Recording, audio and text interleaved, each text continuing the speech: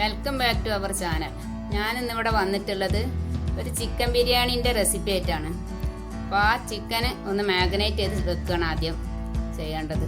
അപ്പോൾ അതിന് 1 ടീസ്പൂൺ മഞ്ഞൾപ്പൊടി,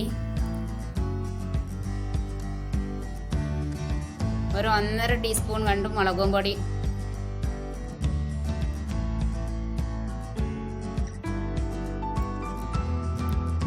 ടീസ്പൂൺ മുളകും പൊടിയും 2 ടീസ്പൂൺ ഉപ്പ്.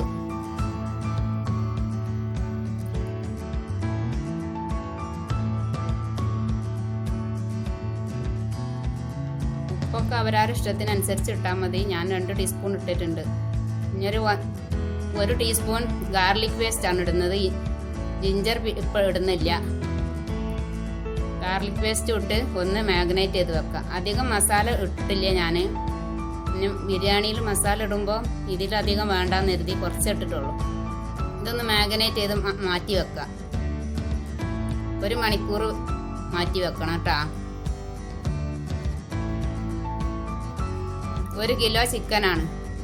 1 ടീസ്പൂണും കൂടെ മുളക് പൊടി ഞാനിതിൽ ആഡ് ചെയ്തിട്ടുണ്ട്. കളർ കുറവാണ്. നല്ല എരിവുള്ള മുളക് പൊടി ആയപ്പോൾ കുറച്ചിട്ടതായിരുന്നു. അപ്പോൾ കുറച്ചും കൂടി ആഡ് ചെയ്തിട്ടുണ്ട്. ഇനി നമുക്കിതൊന്ന് ഫ്രൈ ചെയ്തെടുക്കാനുള്ളതാണ്. ഈ ചിക്കൻ ഒന്ന് പൊരിച്ചെടുക്കുക. ഇതൊന്നാണ് മാറ്റി വെച്ചിട്ട് അടുത്ത പാന് വെക്കാം. ഇപ്പം ഞാനൊരു പാന് വെച്ചിട്ടുണ്ട്. അതിക്ക് കുറച്ച് വെളിച്ചെണ്ണ ഒഴിച്ചു കൊടുക്കുക. സവാള ഒന്ന് വറുത്തെടുക്കാനാണ്.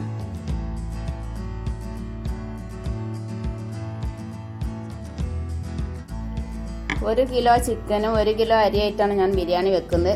അതിക്ക് 4 സവാളയാണ് എടുത്തിട്ടുള്ളത്. അതിന് കുറച്ച് സവാള മാറ്റിയിട്ട് പൊരിച്ചെടുക്കുക. അപ്പോൾ ഈ സവാള നല്ല ചെറുതായി ചോപ്പ് ചെയ്തെടുക്കണം. നല്ല കനം കുറഞ്ഞാലേ നമുക്ക് വേഗം ഫ്രൈ ആയി കിട്ടുള്ളൂ. ഈ കൈയായിട്ട് ഇങ്ങനെ ഒന്നുണ്ടാക്കി കൊടുത്താൽ വേഗം ഫ്രൈ ആയി കിട്ടും. ഇതൊന്നുകൊണ്ട് പൊരിച്ച് നമുക്ക് മാറ്റി വെക്കാം.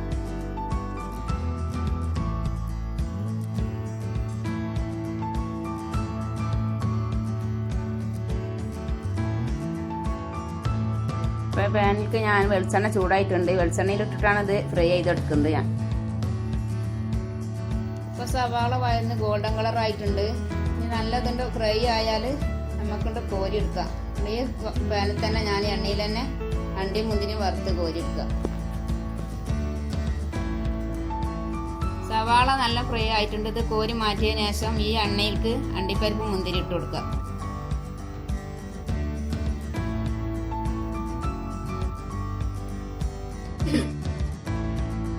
ആ ഉള്ളി പൊരിച്ച എണ്ണയിൽ അണ്ടിപ്പരിപ്പ് ഒന്ന് വറുത്ത് കോരാം. ആ എണ്ണ തന്നെ മതി. ഞാൻ വെളിച്ചെണ്ണയാണ് എടുത്തിട്ടുള്ളത്. അത് നമുക്ക് ഇനി ബിരിയാണിക്ക് ആ എണ്ണ തന്നെ എടുക്കുകയും ചെയ്യാം. അത് ഗോൾഡൻ കളർ ആവുന്നത് വരെ ഒന്ന് വറുത്ത് കോരിയെടുക്കാം. അപ്പോൾ അണ്ടിപ്പരിപ്പ് ഗോൾഡൻ കളർ ആയിട്ടുണ്ട്. അതിക്ക് മുന്തിരിട്ട് ഒന്ന് വറുത്തെടുക്കാം. ഇപ്പോൾ ഗോൾഡൻ കളർ ആയിട്ടുണ്ട്. ഇത് കോരിയെടുത്ത് വേറെ പാത്രത്തേക്ക് വെക്കാം.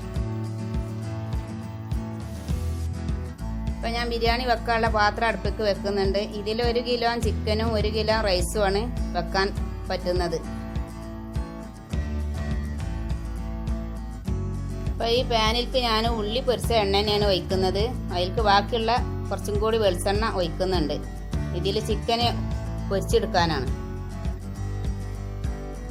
ഓരോ പീസ് ചിക്കൻ ഇതിക്കിട്ട് 2 പ്രാവശ്യമായി പൊരിക്കേണ്ടി വരും. 1 പ്രാവശ്യം പൊരിച്ചാൽ കഴിയൂല.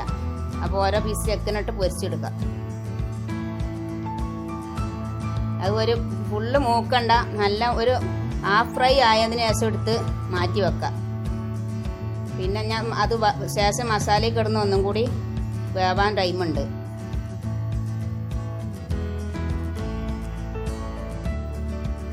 ഞാൻ അടുത്ത ബാച്ചിൽ ബാക്കി ഇടാം.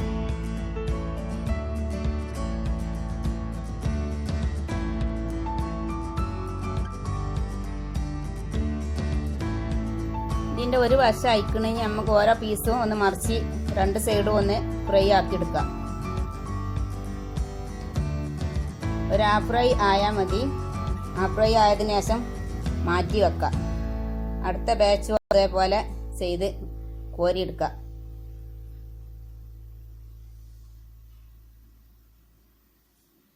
ഞാൻ ചിക്കൻ ഫ്രൈ ചെയ്തത് കോരിയെടുക്കുകയാണ്. ഇത് അധികം ഞാൻ മൂപ്പിച്ചിട്ടില്ല, ചെറുതായിട്ടൊന്നും മൂപ്പിച്ചെടുത്തിട്ടുള്ളൂ. കാരണം പൊരിച്ച് വെച്ചത് വലിയ ഇഷ്ടമല്ല എല്ലാവർക്കും. അപ്പോൾ അതുകൊണ്ട് ഞാൻ അധികം മൂപ്പിക്കാതെ കോരിയെടുത്താണ്. നമുക്ക് ഈ പാത്രത്തിൽ തന്നെ ഉള്ളി വാട്ടാനിടാം.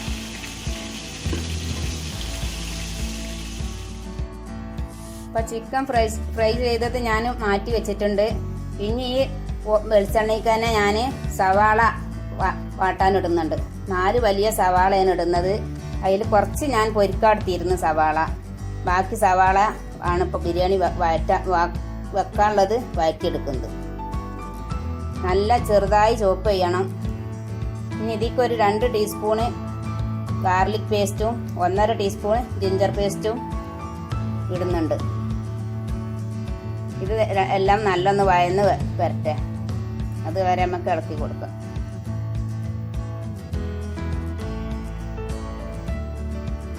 അപ്പോൾ ഇതിലേക്ക് പാകത്തിനുള്ള ഉപ്പിടാം.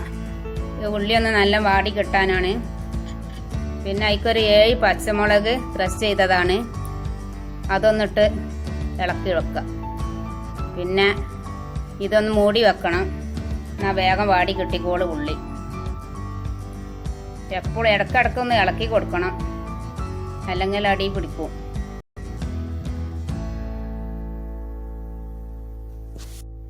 ഇത് ഇടയ്ക്ക് തുറന്നൊന്ന് ഇളക്കി കൊടുക്കുക, അടി പിടിക്കാനുള്ള ചാൻസ് ഉണ്ടായതുകൊണ്ട്. ഇനി അടുത്തതായിട്ട് ഇതിലേക്ക് ബാക്കിയുള്ള ചേരുവകളൊക്കെ ചേർത്ത് കൊടുക്കുക. അതിനായിട്ട് 2 വലിയ തക്കാളിയാണ് ചെറുതായി അരിഞ്ഞത്. കുറച്ച് കരിവേപ്പിൻ്റെ ഇല ഇട്ട് കൊടുക്കുക. 1 പിടി മല്ലിയില, 1 പിടി പുതിനയിലും ചേർക്കുക. ബാക്കി നമുക്ക് ചോറിൻ്റെ മുകളിലിടാൻ ആവശ്യമുണ്ട്. അപ്പോൾ എല്ലാം കൂടെ നല്ലൊന്ന് വഴറ്റിയെടുക്കുക. നമുക്ക് പാത്രം ഒന്നും കൂടി അടച്ച് വെക്കാം.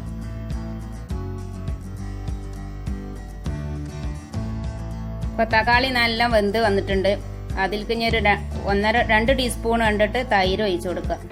ആ തൈര് നല്ല പുളി ഉണ്ടായതുകൊണ്ടാണ് 2 ടീസ്പൂൺ ഒഴിക്കുന്നത്. ഇത് നല്ലൊന്ന് ഇളക്കി യോജിപ്പിക്കുക. ഇനി അടുത്തതായിട്ട് ഇതിലേക്ക് ഒരു ടീസ്പൂൺ കുരുമുളക് പൗഡർ ചേർത്ത് കൊടുക്കുന്നുണ്ട്. 1.5 ടീസ്പൂൺ ഗരം മസാല ചേർത്ത് നല്ലൊന്ന് ഇളക്കിയെടുക്കുക.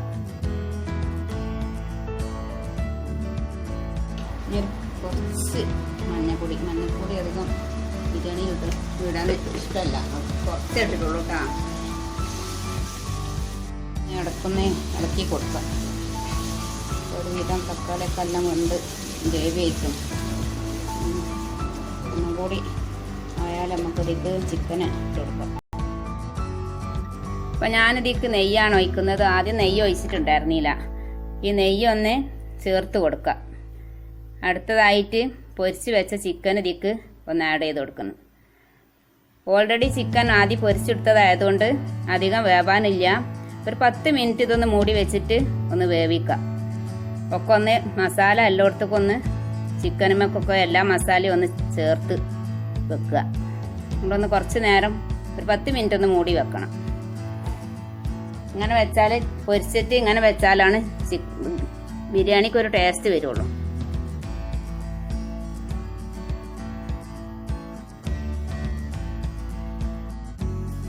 ഇപ്പോൾ ചിക്കനൊക്കെ നല്ല വെന്ത് നല്ല പാകമായി കിട്ടുന്നുണ്ട്. ഇത് ഞാനിനി ഇവിടുന്ന് മാറ്റി വെക്കുകയാണ്. ഇനി അടുത്തത് അരി തിളപ്പിക്കാനുള്ള വെള്ളം വെക്കുക. അതിലേക്ക് പാകത്തിനുള്ള ഉപ്പിട്ട് വെള്ളം ഒന്ന് തിളപ്പിച്ചെടുക്കുക.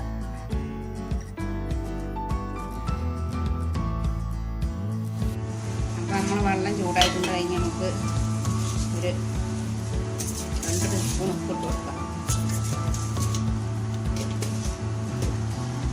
അരി തിളപ്പിക്കാനുള്ള വെള്ളമാണ്. ഇതിൽ നമുക്ക് അരി തിളപ്പിച്ചുകൊണ്ട് ഊറ്റിയെടുക്കാം. ഇപ്പോൾ വെള്ളം നല്ല തിളച്ചിട്ടുണ്ട്. അതിലേക്ക് ചെറുതായി മുറിച്ച് വെച്ച ഒരു മീഡിയം സൈസ് ക്യാരറ്റ് ഇട്ട് കൊടുക്കുന്നുണ്ട്. ഇപ്പോൾ വെള്ളം നല്ല തിളച്ചിട്ടുണ്ട്. ഇനി 1 കിലോ അരി ഇതിലേക്ക് ആഡ് ചെയ്ത് കൊടുക്കണം. ജീരകശാല അരിയാണ് ഞാൻ ബിരിയാണി വെക്കാൻ എടുത്തിട്ടുള്ളത്. എന്നിട്ട് ഞാനൊന്ന് വേവിച്ച് ഊറ്റിയെടുക്കാം.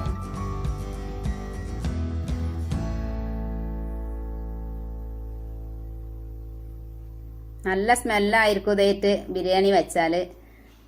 ഈ അരി ഉപയോഗിച്ച് ബിരിയാണി വെച്ചാൽ ബിരിയാണിക്കും നല്ല ടേസ്റ്റാണ്.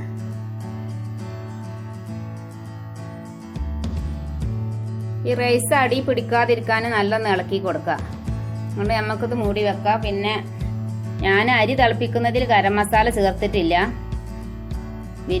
ബിരിയാണിയിലാണ് ഗരം മസാല ചേർത്തിട്ടുള്ളത്. ഇനി ഇത് ദമ്മിടുമ്പോഴും ഗരം മസാല പൗഡർ ചേർക്കുന്നുണ്ട്. ഇപ്പം അരി ഹാഫ് വേവായിട്ടുണ്ട്. ഇതാണ് പാകം. ഹാഫ് വേവിൽ ഊറ്റിയെടുക്കണം. ഇനി അടുത്ത വേവ് ഇത് ബിരിയാണിയിൽ ഒന്ന് ഇറച്ചിൻ്റെ മേലെ ഇട്ടിട്ടാണ് ബാക്കിയുള്ള വേവൽ. ഇതിങ്ങനെ നെക്കി നോക്കുമ്പോൾ ഉള്ളിലേക്ക് വേവാത്ത പോലെ ഉണ്ടാവും. അതേ രൂപത്തിൽ എടുക്കണം. ഇപ്പൊ റൈസ് മാറ്റി വെച്ചിട്ടുണ്ട്. ഇനി ആ ചിക്കൻ്റെ കൂട്ടെടുത്തിട്ട് അതിലേക്ക് ഞാൻ ആദ്യം പൊരിച്ച് വെച്ച ആ സവാള ഉണ്ടല്ലോ, ആ സവാള ഇതിൻ്റെ മേലക്കൊന്ന് പൊടിച്ചിട്ട് കൈയായിട്ട് ഇങ്ങനെ ഒന്ന് പൊടിച്ചിട്ടാണ് ചേർത്ത് കൊടുക്കുന്നത്. ഇത് പ്രത്യേക ഒരു ടേസ്റ്റാണ് ഇങ്ങനെ ഇട്ടാൽ. പൊരിച്ച് വെച്ച സവാള ഇട്ടാൽ അതിൻ്റെ മേലേക്ക് ഒന്നിട്ട് ചേർത്ത് വെക്കാം. ഇനി മസാല ഇറച്ചിക്കൂട്ടിൻ്റെ മേലേക്ക് റൈസ് ഇട്ട് കൊടുക്കുക. റൈസ് ഇങ്ങനെ ലെയറുകളായിട്ടാണ് ഇട്ട് കൊടുക്കുന്നത്. ഒന്നിച്ചാദ്യം തന്നെ ഇടുന്നില്ല. ഈ കുറേശ്ശെ പോരി ഇട്ട് കൊടുക്കുക. നല്ല പാകത്തെ വേവാണ് റൈസ്. ഇങ്ങനെ ലെയറുകളാക്കി ഇട്ട് കൊടുക്കുക. അതിൻ്റെ മുകൾക്ക് ചപ്പും പൊതിനയും അരിഞ്ഞതും ക്യാരറ്റ് ചെറുതായിട്ട് ചോപ്പ് ചെയ്തതും ഒന്ന് ഇട്ട് കൊടുക്കണം. അങ്ങനെ എല്ലായിടത്തും എത്തുന്ന രീതിയിൽ റൈസ് പരത്തി കൊടുക്കുക. ഇനി ഇതിന് മുകൾക്ക് കുറച്ച് ഗരം മസാലൻ്റെ പൗഡർ ആഡ് ചെയ്ത് കൊടുക്കണം. അത് ഗരം മസാല ഞാൻ ആദ്യം റൈസ് തിളപ്പിച്ചതിൽ കൂട്ടിയിട്ടില്ല, ഇപ്പോഴാണ് ആഡ് ചെയ്യുന്നത്.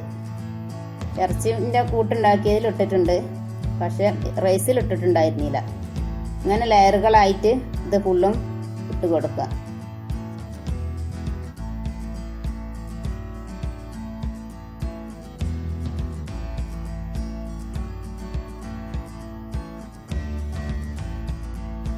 ഇപ്പം റൈസ് ഫുള്ളിട്ട് കഴിഞ്ഞിട്ടുണ്ടെങ്കിൽ ഇതിന് മുകൾക്ക് നെയ്യ് ഒഴിച്ചു കൊടുക്കുക.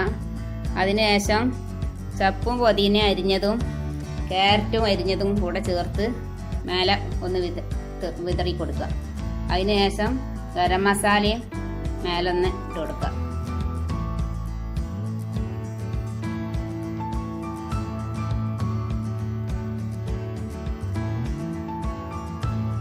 ഒരു 1/2 ടീസ്പൂൺ ഗരം മസാലേൻ്റെ പൗഡറാണ് ഇപ്പോൾ ഇട്ടിട്ടുള്ളത്.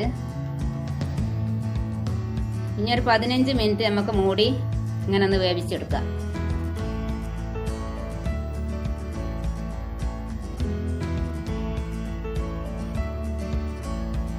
എല്ലാവരും ഉണ്ടാക്കി നോക്കണം. അങ്ങനെ തന്നെ ജീരകശാല അരിയാണ്.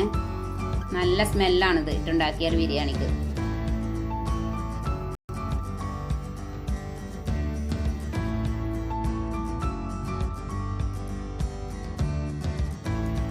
ഒരു 15 മിനിറ്റ് ആയിട്ടുണ്ട്. ബിരിയാണി ഒക്കെ നല്ല പാകമായിക്കണ്.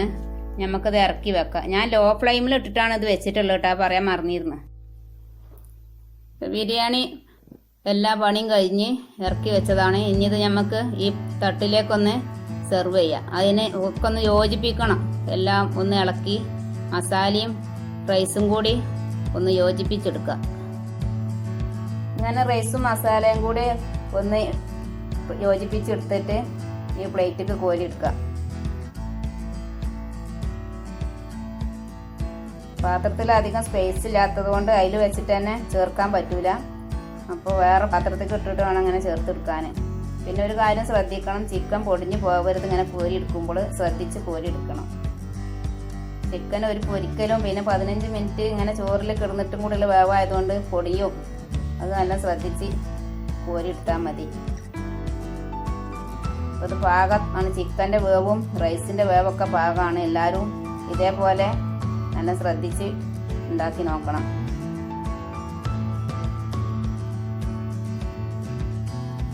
ഇതിൻ്റെ മുകൾക്ക് ആദ്യം പൊരിച്ച് വെച്ച സവാളയും അണ്ടിയും മുന്തിരിയാണ് ഇപ്പോൾ ഇട്ട് കൊടുക്കുന്നത്. കുറച്ച് ചപ്പും അരിഞ്ഞത് ഇതേപോലെ ഇട്ട് കൊടുക്കുക. എല്ലാവരും ഇങ്ങനെ ട്രൈ ചെയ്ത് നോക്കണം. എൻ്റെ ചാനൽ നിങ്ങൾക്ക് ഇഷ്ടമായാൽ സബ്സ്ക്രൈബ് ചെയ്യണം, ലൈക്ക് ചെയ്യണം, ബെൽ ബട്ടൺ അമർത്തണം. കമൻറ്റുകളൊക്കെ എല്ലാവരും അറിയിക്കണം. സബ്സ്ക്രൈബ് ചെയ്താൽ ഞാൻ കിട്ടുന്ന എല്ലാ വീഡിയോസും നിങ്ങൾക്ക് നോട്ടിഫിക്കേഷനായി കിട്ടുന്നതാണ്.